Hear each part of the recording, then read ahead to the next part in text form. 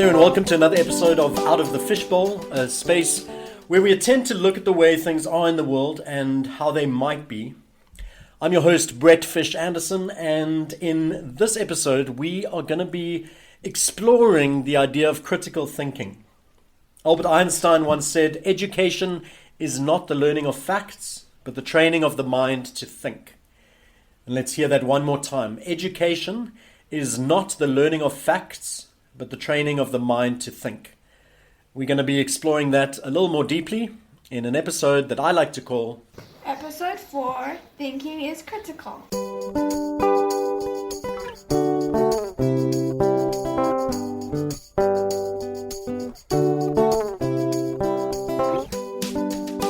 Now, as children, one of the first things I think we learn to communicate is this question of why. When kids start speaking, why do I have to go to bed? Why do I have to eat my vegetables? Why must I turn the TV off? And then often there's a lot of curiosity about how things work as well, which often come in the form of the question why. And I know in my generation, which was a long time ago, this would often be the first thing that we would beat out of them, and sometimes sadly literally. And it would often come up against this response from a parent or parental figure: because I said so. There was the space of drawing the line, of establishing authority, that would never go into giving answers or giving understanding or encourage wrestling or pursuit of knowledge. It was just, I'm the adult, I say it is so. That's why you need to do things. Don't question it, don't question me. And it was a very authoritarian time. And I'm not sure, I know we live in a different world in many ways, but I imagine there are still kind of many households where children still come up against that when they ask a why and it is shut down or ignored or silenced. And then we also have many friends who are raising their children with encouragement to ask the why, encouraging their children to wrestle, to hold them accountable, to understand why the world works the way it is. And so I imagine that this kind of happens on both sides. Now, the place that I think explains this phenomenon to me really well is the movie The Matrix. And I'm realizing that as I'm talking about this, The Matrix is now actually quite an old movie. And so there might be a lot of people who are listening who haven't watched The Matrix.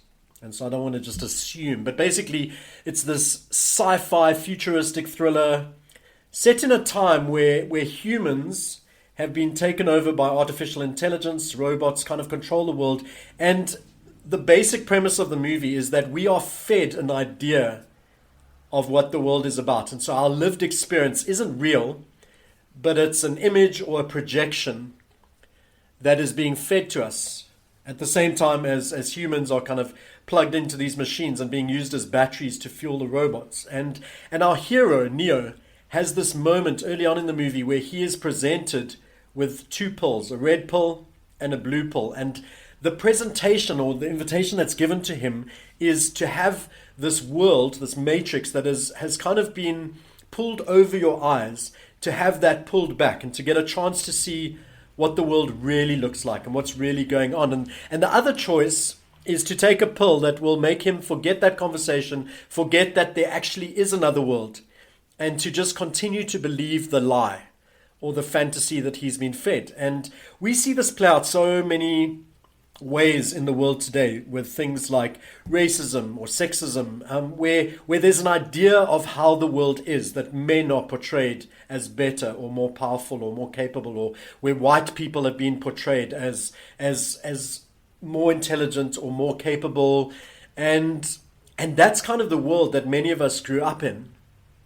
And so what critical thinking does is it gives us this opportunity of inviting us into a space where if we ask the right questions and if we do the right work, we can start to see that the story we've been sold about the world is in fact not the way it is, or not the way it should be. And so it's kind of this idea that one of the characters in the movie actually decides to kind of get plugged back into the matrix because the lie is actually a lot more comfortable or feels a lot more lavish than the truth. So for example, in the Matrix, when he eats, he has this idea that he's eating a steak, even though it's a lie. It's not real. The reality is that the food they have is this awful porridge stuff. And so he chooses to to plug himself back in for the lie of the steak, which looks a lot better than the reality of the porridge. And so that's often where this choice is. If we choose not to think critically, if we choose not to question the world, it often will be a lot more comfortable for us. There are benefits. As a man, if I do not question the space of men in the world, there are certain benefits and privileges and things I get out of that. As a white person, if I don't question the fact that whiteness has been raised as a standard or as better than or whatever, if I don't question that, there's luxury, there's comfort, there are benefits associated with that. And so this idea of critical thinking is not always enviable. It's not always something that is tantalizing or tempting, because it might lead us down a path that is more work. And that's the path of truth, the path of equity or justice, and to chase after those things and to seek a world that works better for all people rather than one that works really well for me and less well for other people. That is going to require effort. It might require pain.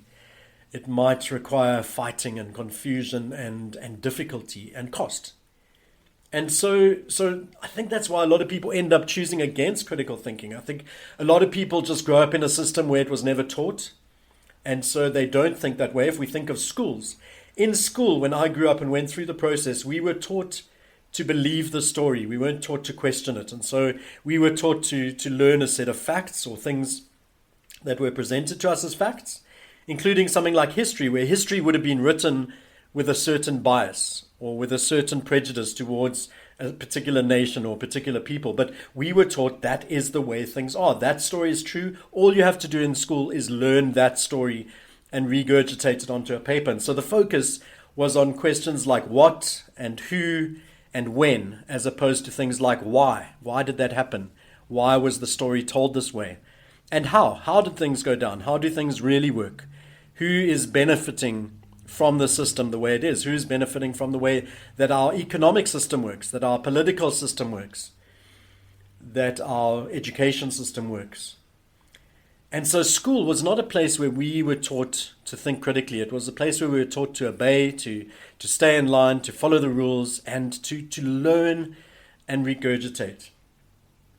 And so going back to parents, and when I speak to parents, I want to open up that set. I want to make it a little bit bigger. So we've got biological parents, parents who have children. We've got adoptive parents, parents who invite children to become a part of their family. But I heard this kind of category the other day, social parenting. And I think it was in the space of Heartlines where I work. And it's this idea that there are many people who do some forms of parenting, whether it's mentoring or co-parenting, whether it's being a teacher or an uncle or a colleague or a friend or whatever, where parenting is happening, but not in the traditional sense. And so I want to address this to parents who are biological and social, just people that have any kind of influence in the lives of children and young people. And the question is, how are we doing in terms of teaching the young people who are in our spheres to question critically? I remember a story when I used to be a youth worker in a church, and one of my families had parents that said to their kids, you can't watch television. And so they stopped their kids from watching TV. There was a no TV rule. And it was kind of with this mindset of everything on TV is evil, or there's so many things that are bad that we want to protect you from. And it came from a really good space where they were trying to protect their children from what they saw as the evils of television. But the way that could have been done, another way that could have perhaps been done, is to say, instead of no TV, here's how to watch television. Here are some things that we are concerned about. Here are some things that might be problematic for you to watch at this age, or that might be challenging or go against our values and beliefs or whatever. And so you've got two things there. You've got the rules which dictate, which maybe give a punishment if you break them, which create boundaries. And then you've got the values. And I would say that values dictate behavior. So if you train up your children and teach them values, then when it comes to spaces where there should be rules or boundaries or whatever, the children will be more able to put those in place themselves. And so if you teach a value, the value will dictate the behavior. But in that space where parents were saying no TV, it could only be policed and governed in spaces where they were.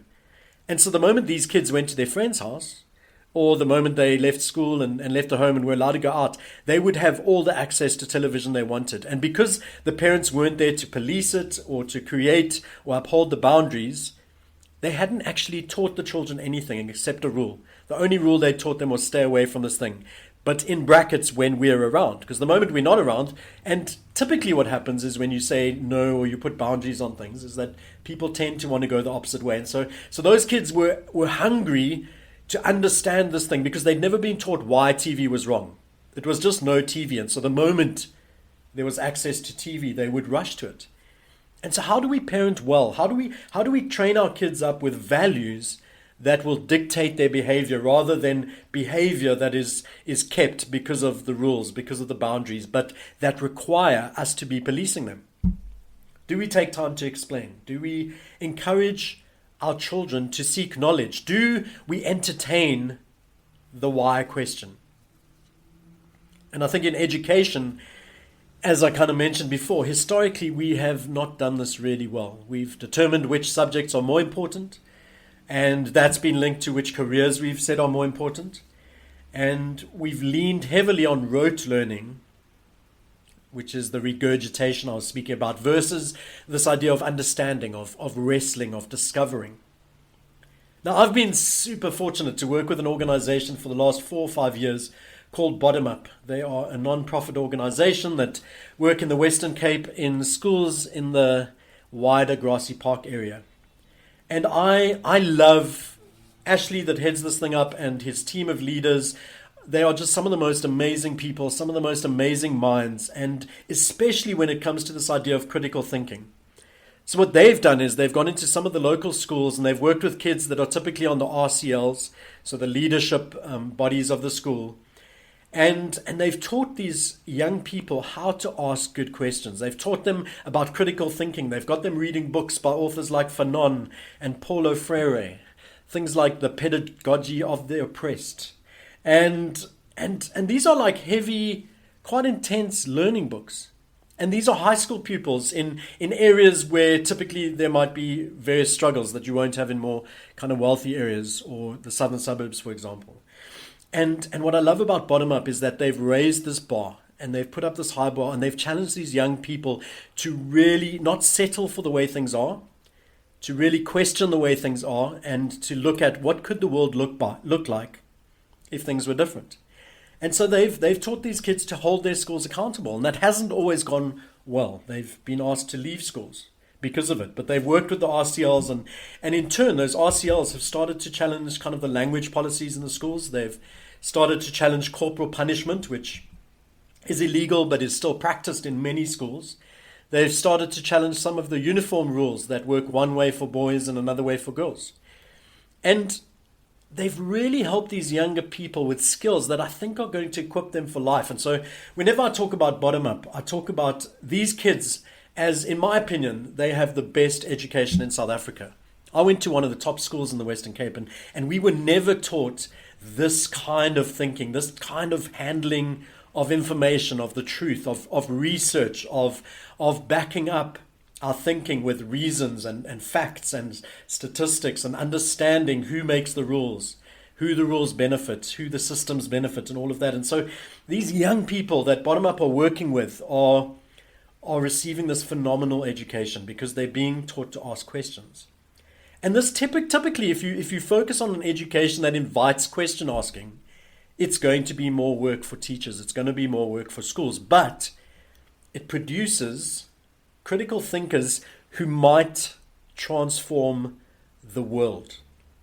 Because the work that's being done with these young people, it's not going to stop when they leave school. It's not simply to help them get the certificate they need to gain entry into the next phase of life, but it's teaching them a questioning that is going to work in their own lives with regards to finances, with regards to what job to take, with regards to how to treat homeless people, with regards to how to listen to ideas from people that don't look like them. There's just so much. There's such a richer understanding of life and all aspects of life that critical thinking is going to add to the lives of these young people. And I've seen it in terms of some of the opportunities some of these young people have already had, in terms of pulling together youth forums, in terms of international opportunities of connecting with young people from other countries and having speeches, sharing ideas.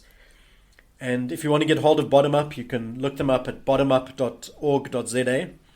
They are well worthy of your support. And even just getting a look at who they are and what they do, it's been a phenomenal opportunity to be working alongside them. And I've learned so much of my critical questioning from them as I look at things like race and justice and poverty and money and things like that I'm learning in that, how to ask better questions. And I think if we follow that train of thought, if we have critical thinking in education, we can see the benefits that it brings. But what happens when there's a lack of critical thinking? And I think one thing that we see all the time when people aren't thinking critically is that it encourages the one-click sharing of fake news on social media. And so somebody shares an article on Facebook, you read the heading, you don't even bother to read the article. The heading is something inflammatory or something challenging or something shocking, and so you share it, and you influence all of your followers or all of your crowd of people, and then 5 other people see it and they share it. Or people might read through it and it confirms their biases or their prejudices or whatever, and so they click it without asking, who wrote this article? Where does it come from? Is it true? Are there facts that back it up? Or is this just some inflammatory story that somebody's sharing because they are trying to get hits or likes or interest, or because they're trying to push a theory that they believe in, but which can't be backed up? And so when you talk about things like the idea of the extent of farm murders in South Africa, this notion of white genocide, those are all ideas that are very appealing to some people, and so they get shared before they get fact-checked. People don't look at the facts of how many farmers are killed compared to how many other people are killed in the country, for example. And if you look at that even a little bit, you realize that South Africa does not have a farm murder problem. We have a murder problem. And it's in all spaces in society. And so it's really important that we start to look at things a bit more differently, a bit more critically, that we start to ask questions. Is this true? Is this narrative that I'm following on social media, that I'm liking and sharing, is it true? And starting to do that before we share things, before we become a bigger part of the problem of increasing the fake news that is on offer. And so it really will help all of us if we take on critical thinking. Because on that is this idea that self-education is crucial. And for those of us that are connected to the internet, like, this is so much different than when I was a child and I heard an idea.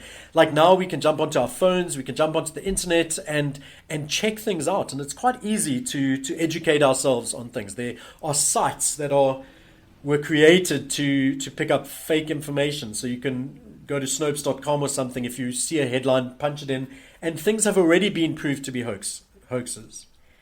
And so self-education is crucial because the information is there. We can more easily find out what is true and what is not true today if we just do a little bit of work.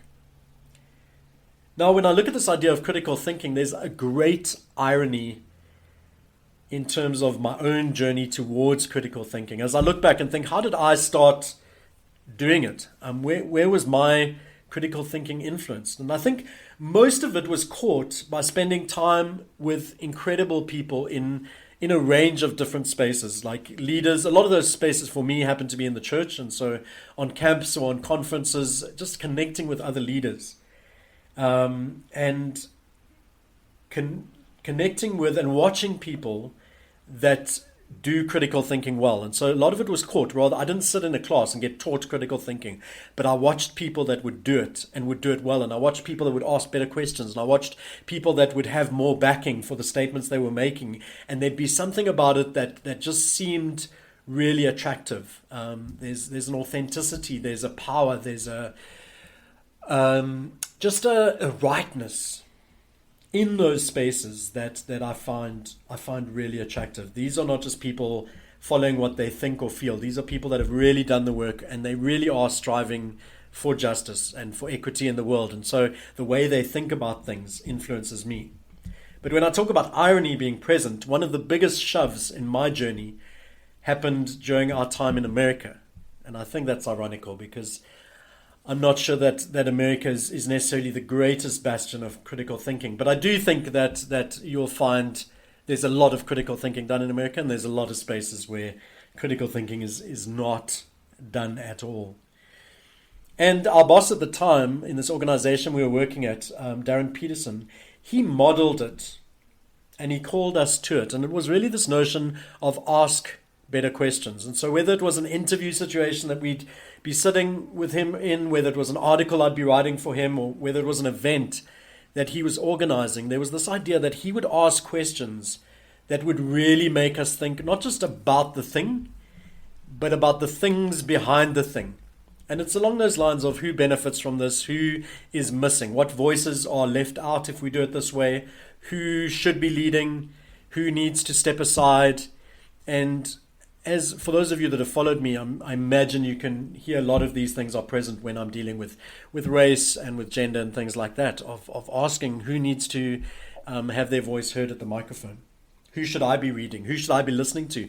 That was another space where critical thinking came into our journey in the States, was this idea of reading people that don't look like us, gaining perspectives and ideas and gaining from life experiences of people that were very different to mine.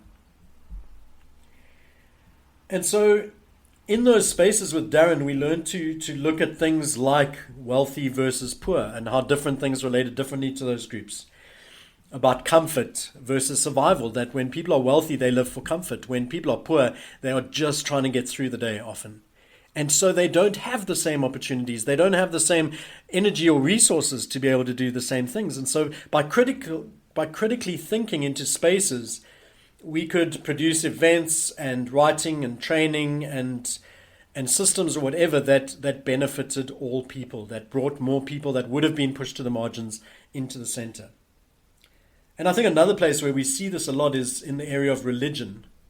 And I speak more directly to Christianity because that's something I've been part of, that typically in the church, people have often been, not so much not being encouraged to ask, but actually a lot of the time being encouraged not to ask questions, not to challenge the way things are done, not to challenge the pastor, who is generally a male, generally a white male. Don't ask questions, don't challenge. And we go back to that idea that we had as a child. Because I said so. Believe me. Don't question it. And so that is why with religion so often we can see people living contrary to the way they say, or the things they say they believe. We see people saying they believe one thing and then living a life that looks completely different to that. And you just have to look at the basic command of Christianity, love your neighbors yourself, to be able to see so many spaces where that doesn't kind of play out in the world. And I think I want to end off with two stories. One of them is that I was in a counseling session the other day, where it was my first session with a counselor to try and work through some issues in my life. And he started off by saying, ask me any questions you want, so that you can start to build a base of trust for me. So you can start to trust me, because we didn't know each other. And I hated that. It was like, hey, I came here so you could do the work for me. Don't make me do all the work. And so I started asking some questions just that came to mind. And then as I was doing it, I had this amazing question just popped into my mind. And it was like critical thinking had just been switched on. And so I looked at him and I said, tell me, why shouldn't I trust you? And the question actually impressed him. He stopped for a moment. He was like, wow, that is a good question. And he said, I'm going to be thinking about this later as well. But he gave some thought in the moment and he answered it well. And he was like, here are some of the reasons why this work with you might not work out. Here are some of my weak points where we could get distracted, where I could influence you instead of listening to you. And his answer was really profound and really helpful. And so it's just finding the moment, and often it's helpful to slow things down. So in that session, he threw a question at me that I wasn't expecting, and so I just started throwing out questions. But as he was answering, I was starting to think, and so it was just that pause moment of thinking and being, oh, here's a good question. Here's a better question. Why don't you tell me why I shouldn't trust you? And so often there are spaces and times where a question can really just unpack a situation. It can turn a thing on its head. It can help us to find out what's really going on. And I have one last example of, I think, how critical thinking can shift the lived experience. And this goes way back. I've been married for 12 years. And before I got married, I used to get invited to a lot of weddings. So I was in my 30s when I got married. And so I would get invited to a lot of weddings, and I would always or often end up at the single table, which is where they typically stick all the individual people that don't have any people. So you get stuck at the singles table and you're with 8 other people you don't know, and it's usually a horrible experience. And my life was transformed because I used to hate those times. I used to find them so challenging and uncomfortable and weird, and you're stuck with people you don't know that you aren't going to spend any more time with and you don't really care, and you tend towards the question, what do you do? That would be the go-to question. What do you do? And I realized at some point that I didn't really care. I don't care what you do, but I do care who you are. And so I think I got the idea from someone else, but especially in those spaces, and I use it in other places as well. But I started asking the question, what are you passionate about? And that is an idea of critical thinking, because what do you do doesn't tell me a lot about you, because a lot of people are doing jobs they don't enjoy and doing things that they got stuck into. Some people enjoy them. But what are you passionate about? Everyone is passionate about something. And many people that I ask that question to respond with, I'm not passionate about anything, because they're thrown by it. It's not a question they're asked often. But if you prod and you give it a little bit of time and they get a little bit of time to think, then you start to hear who this person is. They're passionate about cooking. They're passionate about the outdoors. They're passionate about helping other people, whatever it is. Like, what do you like? What gives you joy? What fills you with excitement? And as people can start to explain what they're passionate about, you get this very real sense of who they are. And once I've had a conversation with someone where I know who they are, I'm more interested in pursuing that relationship than if I just sat around a table and heard, I'm a banker, I'm a lawyer, I'm a doctor, I'm a cashier, whatever it is. So I want to encourage you this week to be on the lookout for spaces, whether it's in meetings or conversations, where you can ask a better question, something that will take you both on a journey. Just to see how it goes, just to look for spaces where you can start bringing in this idea of critical thinking. How will a question change this meeting around? How will a question change this engagement around? And typically it will be something that goes a little bit deeper. Something that says, how did we get here? What is really going on? Who really benefits? What is this thing really about? And I hope that I get to hear from some of you how that goes. Come back here, jump into the comments section and let us know how it goes. And as you head out, as you continue life this week, I hope this has been helpful. I hope it's given you something to think about. And let's just remember that thinking is critical. And so wherever we are, whatever we're doing, let's be thinking critically about the way the world works and about the way that we work and engage with the world. Thank you.